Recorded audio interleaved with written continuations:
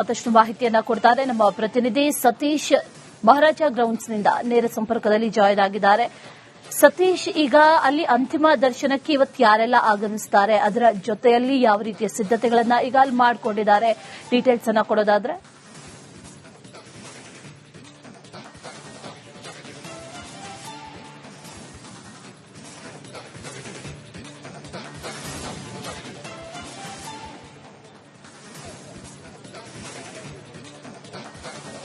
S Ashwini, ಈಗ S Janaki ಅವರ ಪಾರ್ಥಿವ ಶರೀರ ಮಹಾರಾಜ ಗ್ರೌಂಡ್ ಕಡೆ ಆಗಮಿಸಿದೆ. ಸೊ ಇಲ್ಲಿ ನಾವು ನೋಡಬಹುದು ಅವರ ಒಂದು ಪಾರ್ಥಿವ ಶರೀರ ಎಲ್ಲಾ ರೀತಿಯಾದಂತಹ ಒಂದು ಸಕಲ ಸಿದ್ಧತೆಯನ್ನ ಮಾಡ್ಕೊಂಡಿರುವಂತದ್ದು, ಒಂದು ಬ್ಯಾರಿಕೇಡ್ ಹಾಕಿ ಒಂದು ಶಾಮಿಯಾನವನ್ನ ಹಾಕಿಡುವ ಮುಖಾಂತರ ಸೊ ಇಲ್ಲಿ ಬರುವಂತ ಯಾರಿಗೂ ಕೂಡ ಸಮಸ್ಯೆ ಆಗಬಾರದು ಅನ್ನುವಂತ ನಿಟ್ಟಿನಲ್ಲಿ ಇಲ್ಲಿ ಸಾರ್ವಜನಿಕರಷ್ಟೇ ಅಲ್ಲ, ಕನ್ನಡ ಚಿತ್ರರಂಗ ಮಾತ್ರ ಅಲ್ಲ, ಬೇರೆ ಬೇರೆ ಚಿತ್ರರಂಗದಲ್ಲೂ ಕೂಡ ಹಾಡುಗಳನ್ನು ಹಾಡಿರುವುದರಿಂದ ಜಾನಕಿಯವರು ಬೇರೆ ಬೇರೆ ಕಲಾವಿದರು ಕೂಡ ಇಲ್ಲಿಗೆ ಬರುವಂತ ಸಾಧ್ಯತೆ ಇರುತ್ತೆ. ಸೊ ಅದರಿಂದ ಕಲಾವಿದರಿಗೆ ಒಂದು ಕಡೆ ವ್ಯವಸ್ಥೆ ಮಾಡೋದ್ರ ಜೊತೆಗೆ ಸಾರ್ವಜನಿಕರು ಕೂಡ ಸಪರೇಟ್ ಆಗಿ ಒಂದು ಬ್ಯಾರಿಕೇಡ್ಗಳನ್ನು ಹಾಕುವ ಮುಖಾಂತರ ಯಾವುದೇ ರೀತಿಯಾದಂತಹ ಸಮಸ್ಯೆಗಳು ಆಗದ ರೀತಿಯಲ್ಲಿ ಎಲ್ಲಾ ರೀತಿಯ ಸಿದ್ಧತೆಗಳ ಜೊತೆಗೆ ಮುನ್ನೆಚ್ಚರಿಕೆಯನ್ನು ವಹಿಸಿ ಮೈಸೂರಿನ ಜಿಲ್ಲಾಡಳಿತ ಎಲ್ಲಾ ರೀತಿಯಾದಂತಹ ಒಂದು ವ್ಯವಸ್ಥೆಯನ್ನು ಮಾಡಿರುವಂತದ್ದು ಇಲ್ಲಿ ನೋಡಬಹುದು.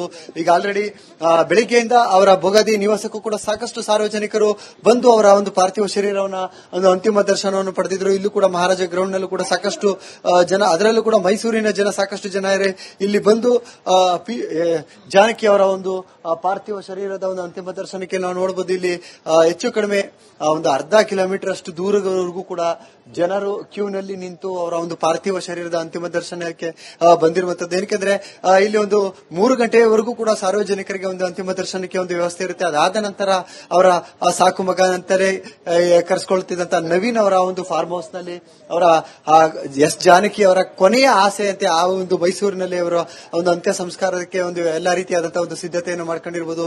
ನಾವು ನೋಡ್ತಾ ಇರಬಹುದು ಒಂದು ಜನರ ಸಾಲು, ಮೈಸೂರಿನ ಜನರಿಗೂ ಮತ್ತು ಎಸ್ ಜಾನಕಿಯವರಿಗೂ ಇದ್ದಂತ ಒಂದು ಸಂಬಂಧ ಯಾವ ರೀತಿಯಾಗಿ ಇತ್ತು, ಒಂದು ಭಾವನಾತ್ಮಕ ಸಂಬಂಧ ಅನ್ನೋದಕ್ಕೆ ಇದೊಂದು ಸಾಕ್ಷಿ ಅಂತ ಅನ್ಬೋದು. ಯಾಕಂದ್ರೆ ಯಾರೇ ಆದ್ರೂ ಕೂಡ ಮೈಸೂರಿನ ಜನ ಯಾರೇ ಆದ್ರೂ ಕೂಡ ಎಸ್ ಜಾನಕಿ ಅವರ ನಿವಾಸಕ್ಕೆ ಹೋದಾಗ ಅವರನ್ನ ಪ್ರೀತಿಯಿಂದ ಆತ್ಮೀಯವಾಗಿ ಸ್ವಾಗತಿಸಿ ಅವರನ್ನ ಅಷ್ಟೇ ಆತ್ಮೀಯವಾಗಿ ಮಾತನಾಡಿಸ್ತಿದ್ರು ಜಾನಕಿ ಅವರು. ಅದರಿಂದ ಇಲ್ಲಿಯ ಜನರಿಗೂ ಕೂಡ ಅವರಿಗೆ ಒಂದು ಭಾವನಾತ್ಮಕ ಕನೆಕ್ಷನ್ ಇತ್ತು. ಸೊ ಆ ಒಂದರಿಂದ ಇವರ ಒಂದು ಸಾವು ಆಗಿದೆ ಅಂತ ತಿಳಿದ ತಕ್ಷಣ ಜನರಲ್ಲೂ ಕೂಡ ಒಂದು ತೀವ್ರ ನೋವನ್ನ ವ್ಯಕ್ತಪಡಿಸುತ್ತಾ ಇವಾಗ ಒಂದು ಅಂತಿಮ ದರ್ಶನಕ್ಕೆ ಬಂದಿರುವಂತದ್ದು. ಅದರಲ್ಲೂ ಕೂಡ ಎಸ್ ಜಾನಕಿ ಅವರ ನಿವಾಸದ ಬಳಿ ಬಂದಂತ ಎಷ್ಟೋ ಜನರು ಅವರ ಒಂದು ಕಣ್ಣೀರು ಹಾಕುವ ಮುಖಾಂತರ ಸೊ ಇವರು ನಮಗೆ ಸಾಕಷ್ಟು ಹಾಡುಗಳನ್ನ ಕೊಟ್ಟಿದ್ದಾರೆ, ನಮಗೆ ನೆನಪುಗಳಿದ್ದಾವೆ, ಸೊ ಇವತ್ತು ಅವರು ನಮ್ಮನ್ನು ಕಳ್ಕೊಂಡಿದ್ದೀವಿ, ಸಾಕಷ್ಟು ನೆನಪುಗಳು ನಮ್ಮ ಜೊತೆಯಲ್ಲಿದೆ ಅನ್ನುವಂತ ನಿಟ್ಟಿನಲ್ಲಿ ಅವರ ಒಂದು ನಿಧನಕ್ಕೆ ಒಂದು ಸಂತಾಪವನ್ನು ಸೂಚಿಸುವುದರ ಜೊತೆಗೆ ಕಣ್ಣೀರಿನ ಮುಖಾಂತರ ಅವರ ಒಂದು ಅಂತಿಮ ದರ್ಶನವನ್ನು ಪಡೆದು ಅವರಿಗೆ ಅಂತಿಮ ಉದಯವನ್ನು ಹೇಳುವಂತಹ ಒಂದು ಕೆಲಸವನ್ನ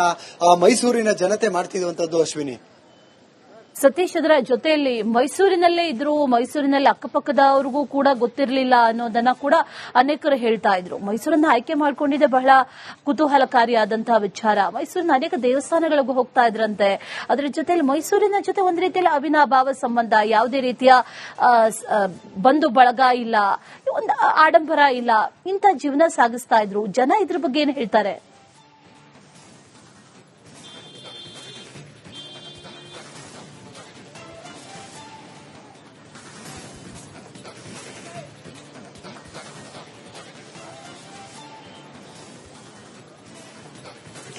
ಖಂಡಿತವಾಗ್ಲೂ ಅಶ್ವಿನಿ, ಆಡಂಬರ ಇಲ್ಲ. ಖಂಡಿತವಾಗ್ಲೂ ಎಸ್ ಜಾನಕಿ ಅವರ ಒಂದು ಜೀವನ ಶೈಲಿಯಲ್ಲಿ ಯಾವುದೇ ರೀತಿಯಾದಂತಹ ಒಂದು ಆಡಂಬರ ಇಲ್ಲ. ಅವರನ್ನು ಯಾವುದೇ ಕಾರ್ಯಕ್ರಮದಲ್ಲೂ ನಾವು ನೋಡಿದ್ರು ಕೂಡ ಅವ್ರನ್ನ ನಾವು ನೋಡ್ತಾ ಇದ್ದು ಒಂದು ಬಿಳಿ ಸೀರೆಯಲ್ಲೇ ಬರ್ತಿದ್ರು, ಯಾವುದೇ ಆಭರಣಗಳನ್ನು ಕೂಡ ಅವರು ಧರಿಸ್ತಿರ್ಲಿಲ್ಲ. ತುಂಬಾ ಸರಳವಾಗಿರ್ತದಂತಹ ಜೀವ ಅಂದ್ರೆ ಅದು ಎಸ್ ಜಾನಕಿ ಅವರು ಅನ್ಬೋದು. ಇನ್ನ ಮೈಸೂರಿನ ಎಷ್ಟೋ ಜನಕ್ಕೆ ಗೊತ್ತಿಲ್ಲ, ಆದ್ರೆ ಆ ಸುತ್ತಮುತ್ತ ಭೋಗಾದಿಯಲ್ಲಿರುವಂತಹ ಎಷ್ಟೋ ಜನರಿಗೆ ಕೂಡ ಗೊತ್ತಿತ್ತು ಎಸ್ ಜಾನಕಿ ಅವರು ಮೈಸೂರಿನಲ್ಲೇ ಇದ್ದಾರೆ.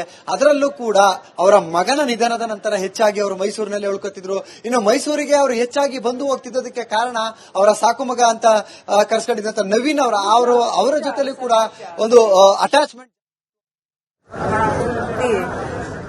ಓಕೆ, ಜನಗಳ ಹತ್ರ ಹೋಗೋಣ, ಅಲ್ಲಿ ಅಭಿಮಾನಿಗಳು ದೊಡ್ಡ ಪ್ರಮಾಣದಲ್ಲಿ ಬರ್ತಾ ಇದ್ದಾರೆ, ಅವರನ್ನ ಮಾತಾಡ್ಸೋಣ. ಯಾಕಂತಂದ್ರೆ ಬಹಳ ವಿಶಿಷ್ಟವಾದ ಅನುಭವಗಳನ್ನ ಇಟ್ಕೊಂಡು ಬರ್ತಾ ಇದ್ದಾರೆ. ಅಲ್ಲಿ ಬರೋರು ಯಾರು ಸುಮ್ಮನೆ ಬರ್ತಾ ಇಲ್ಲ, ಎಷ್ಟೆಷ್ಟು ದೂರದಿಂದ ಬರ್ತಾ ಇದ್ದಾರೆ. ಎಸ್ ಜಾನಕಿ ಅವ್ರನ್ನ ನೋಡ್ಬೇಕು ಅಂತ ಸಾಕಷ್ಟು ಜನರ ಜೊತೆ ಬೆರ್ತಿದ್ದಾರೆ ಅವರಲ್ಲಿ. ಮತ್ತೆ ಒಮ್ಮೆ ಜಾನಕಿ ಅವ್ರನ್ನ ಭೇಟಿಯಾದವರು ಕೂಡ ಬಹಳ ಗಾಢವಾಗಿ ಅವ್ರ ಜೊತೆ ಕನೆಕ್ಟ್ ಆಗುವಂತದನ್ನ ನಾವು ನೋಡ್ತಾ ಇದೀವಿ.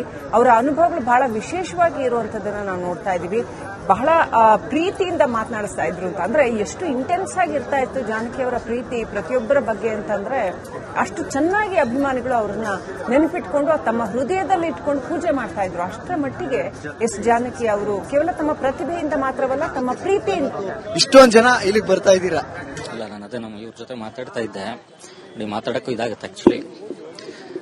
ನಮ್ಮ ಪುಣ್ಯ, ನಮಗೆ ದರ್ಶನ ಪಡೆಯೋಕೆ ಭಾಗ್ಯ ಸಿಗ್ತಾ ಇರೋದು ನಮ್ಮ ಪುಣ್ಯ ಅಷ್ಟೇ ಮೈಸೂರಲ್ಲಿ. ಅಷ್ಟು ಹೇಳಕ್ ಇಷ್ಟಪಡ್ತೀನಿ. ಆಕ್ಚುಲಿ ಅವರು ಮೈಸೂರು ನಮಗೂ ಗೊತ್ತಿರಲಿಲ್ಲ. ಈಗ ಲಾಸ್ಟ್ 1 year ಇಂದ ಗೊತ್ತಾಗಿದ್ದು ಇಲ್ಲಿ ಇದಾರೆ ಅಂತ ಹೇಳ್ಬಿಟ್ಟು.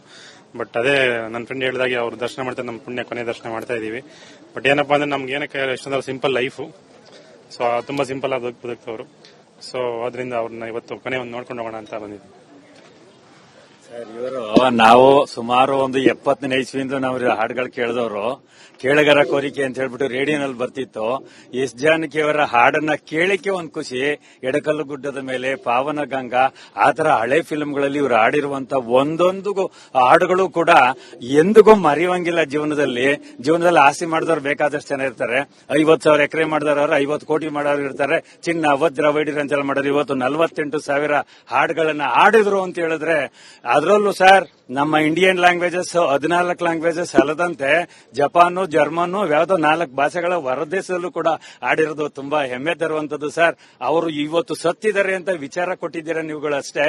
ಆದ್ರೆ ನಮ್ಮ ಪ್ರಕಾರ ಈ ಎಸ್ ಜಾನಕಿ ಮೇಡಮ್ ಸತ್ತಿಲ್ಲ, ಜೊತೆಗೆ ಡಾಕ್ಟರ್ ರಾಜ್ಕುಮಾರ್ ಅವರು ಸತ್ತಿಲ್ಲ. ಇಂಥ ಪುಣ್ಯಾತ್ಮರುಗಳನ್ನ ನೆನ್ಸ್ಕೊಂಡ್ರೆ ಅಟ್ಲೀಸ್ಟ್ ನಮ್ಗೆ ಏನಾದ್ರೂ ಒಂದು ಅನ್ನ ನೀರು ಸಿಗುತ್ತೆ ಅಂತ.